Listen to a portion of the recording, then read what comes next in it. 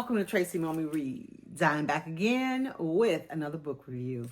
Today, I'm going to be talking about The Love Scribe by Amy Meyerson. The Love Scribe. This book had been on my list forever. I think I got this one from Thrift Books, maybe. Well, apparently it was a library book that they were able to sell. But I remember reading a blurb for it or something on a Barnes and Noble website, and I think at the time the book was like $29 because it was new. And then when I saw that it was only $7 or so at Thrift Books, I was like, oh, that's that book I've been wanting.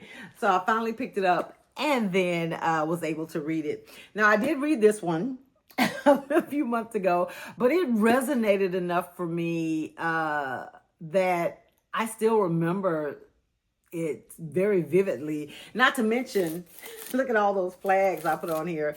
You know, I think I've talked about how one of my favorite things about fiction books is the obviously the escapism, right? But also I love it when authors can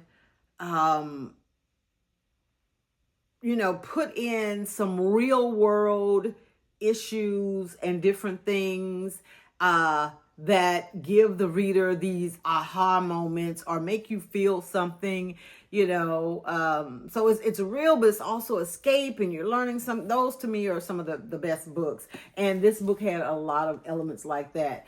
I thought it was like magical realism at first, but the more I sat with it, I don't think that's what it was really. So let me tell you what it's about. And this is going from the blurb, okay? So there's this woman named Alice. So her friend, this is how it starts. Her friend, Gabby, goes through a horrible breakup. She really thought this guy was the one and that they were going to get married and they were going to be together forever. And she's just so devastated. So Alice is a writer, right? Or she aspires to be one. And she's hit with this inspiration, like she sees this bird or something, and she feels like something goes through her where she just becomes compelled to write a story for Gabby to make her feel better. But the story itself leads Gabby to find a new person. Like she finds another guy that she's more enamored with, and it seems like he's a much better fit than the other guy that she was so in love with. She is 1000% convinced that it was Alice's story that got her this guy. So she told another friend about the story, and they wanted Alice to write them a story to see if they could find them, a significant other. And so it goes, and that's like the word scribe, it means writer, right? But it's usually someone who writes longhand, and all these stories, that's how she was writing them, because she, like I said, she was struck with inspiration, and that's where the stories were coming from. And so she was struck with inspiration again, and she wrote another story for, Gabby's other friend, or maybe her sister-in-law, like her brother's wife or something like that. But it ends up working for that lady. So the next thing you know, Alice, she becomes a love scribe, because what she does is she starts taking money for her services. Like she'll write you a story that'll guarantee that you will find the love of your life. And if you look here on the cover, this is like a bunch of books, because what she started doing, once she started making money from it, she had to get professional and get branded. So she had the books bound, right? You pay her for your story and it came in a nice bound book. But with all good things or things that seem to be going well, there's always something that happens, right? So in this case, there's a couple of things. First of all, there's an issue when Alice meets someone who, because she had written a story for her mom, she had written a story for a neighbor, she had written a story for a lot of people. but she wasn't sure that it would work for her. She tried to be content with helping other people find their person. But then she meets a guy who, it seemed to be organic, the way they were, kind of falling for each other. But then he did something to betray her that had something to do with the story she was writing. And so she let go of that. Then she meets this older woman who turns out like had the same skills that she did. And it's like she was also a love scribe, right? Like when she was younger. And she goes to this woman's house. And this is the part where I was, I'm trying to like get my words together so there's not any spoilers, right? So I feel like the whole like sequence in the chapters with this older woman that she met was more of a subconscious thing that was happening, because I thought it was magic going on, but I don't know that that's what it was. I mean, it played out like that in the book, but I think there's several ways that you could interpret it. And for me, I felt like she was looking at her future. And I'm going to just leave it at that. But it was a very deep part of the book. And to me, it was kind of a detour from where she was going, where it seemed a little bit light, or whatever. And we got into this very serious and a little bit more, it was a little bit darker than the rest of the book. But the other thing that was crazy that started happening once she started, dealing with this older woman, a lot of the stories that she had written for people, like, though people started breaking up. Okay, so keep that in mind. But it's like they still found people because of the breakups. So their stories were always interconnected. So for example, okay, so say that, Beth and Tom met as a result of the Love Scribe. She wrote a beautiful story that it caused them to connect in some way. But, they go through the channels and they go through the steps of the relationship, and they're together for a while, but then maybe their personalities don't mesh, or they decide they want different things. And through this process, maybe let's say they bought a house together and they realize they don't want to be together, and they're going to sell the house and go their separate ways. Well, maybe a roofing guy has to come to do something to the roof, and maybe that's the person that Tom ends up with, but he would have never been in the house had it not been for Beth. You see what I'm saying? So it's always 6 degrees of separation. So maybe, because she had a thing at one point, a little crisis where she was like, these stories are bullshit. Maybe they're not working, but they still were bringing people together, if that makes sense. And that was just a totally random thing I made up. There was no Tom and Beth in the book that had that issue. But there were just so many things I think could be said about the stories that because the stories that she was writing, they weren't like, okay, one day you're going to walk into a store and you're going to see a man on the bread aisle. It wasn't like a instruction manual. They were very allegorical, very metaphorical, and people took from that what they wanted. If she said, the sun will set on the beach in your backyard. So maybe that prompted somebody to go sit on the beach behind the street behind where they live, and a man is walking his dog when the sun is setting. You know what I mean? So it was that kind of thing. Nothing very specific. It was like, kind of take from it what you will, but it was working for people.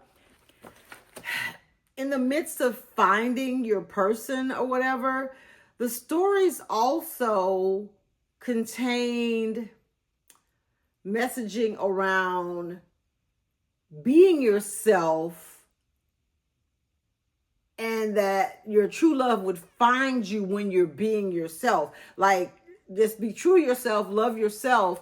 And that's the version that the person that finds you is going to fall in love with. So you don't have to worry about pretending or putting on a facade. You know, like a lot of people do things to try to attract certain people when that's really maybe not them, you know. So that was another good thing, and another, you know, part I liked about just the whole commentary on love is like, if you have to bend yourself out of shape or become someone else, like, you're not going to end up loving yourself, and you're probably going to end up hating that person who fell in love with the idea of you and not the real you, because that's not who you actually showed them, right? So this was one of the last things I highlighted in the book, or put a flag on, that I feel like kind of encapsulated a lot of the story and a lot of Alice's views on love, and, you know, when she was looking for love for herself and when she was thinking about it for the people she was writing, you know, stories for. This was a conversation she'd had with her mother, who, you know, she had always looked, her father had died. Alice's father had died when she was a little bit younger, and her mother never like remarried or, you know, had another relationship, because it was like, he was like the love of her life, right? So they were at a diner, and her mother said to her, you know, no relationship is perfect. It can't be. Not if human beings are involved. But that's the beauty of love. Even if someone's not perfect, you can still love them. You can love them more for it. That's what you've given me with Mark. It's what I want for you too. So Mark was the new guy that her mom had, you know, found a relationship with, which I think Alice was kind of torn, because she had had such this perfect view of like her mom and dad's marriage. I mean, because she was a child and everything seemed so hunky-dory, but she learned from some stuff that her mom shared that it wasn't perfect. And if she was looking for that, it wasn't going to be found, you know, just like the stories that she was writing, how a lot of them were falling apart. Sometimes loving another person helps you to understand yourself better. Things that you want, things that you don't want, things that you're willing to compromise on, things that you're not willing to compromise on. But if you sit around and just wait for the perfect situation, it doesn't exist, and you'll find yourself maybe missing out, because, you know, it's a cliche at this point, but it's so damn true. When you talk about people coming into your lives, our lives for reasons and for seasons, and maybe they're to prepare you to get ready for the great love of your life. Maybe it's not them, but a lot of times I think, you know, especially if you've invested any amount of time in a relationship, you feel like you don't want that time to be wasted. So you stay around longer than maybe you should have. You put up with a lot of shit that maybe you shouldn't, because you don't want the relationship to end. Maybe, you know, the relationship was only supposed to last 5 years, 10 years, hell, 20 years. That sounds like a long time, but maybe you were supposed to be with that person because that's who you were supposed to have children with, but you weren't supposed to live with them for the rest of your life. You know what I mean? So I think that, and you know, the opposite of that is true as well. Sometimes that is your person, and you just have to work harder at the relationship, and not harder in the sense that like you lose yourself or it's like a chore or a burden, but just from the standpoint, you have to understand that, okay, this person's a human just like I am, and, you know, capable of making mistakes or capable of doing X, Y, Z, and I'm going to have a little bit of patience, or, you know, communicate my needs better, or expectations and things like that. But then again, like I said, sometimes even you can do all of that, and it still is not meant to go anywhere but where it's gone. And then you have to just know when to let go. But yeah, just so many, you know, I could probably be here all day flipping through, trying to find some, look at this. I just kept open one page, and there's this question. There's this statement that, so I'm gonna just read it. It's out of context, but it says, just because she's still married doesn't mean she's still in love. A loveless marriage can be worse than one that ends. So, you know what I mean? That was kind of like what I just said. It's like you don't want to be somewhere too long just because you've already been there so long. So that's all I'm gonna say about that. But yeah, if you're looking for a different perspective on love and relationship, something that gives you hope, yet also some realism and some, things to think about, then the Love Scribe. So much packed into this little fiction book by Amy Meyerson. And so if you've already read The Love Scribe, I'd love to know what you thought about it. Let me know in the comments. Thank you so much for watching. Make sure that you like this video and go ahead and take the opportunity to subscribe to my channel if you have not done so already. Thanks again, guys. Enjoy the rest of your weekend, and I will see you next week. Bye.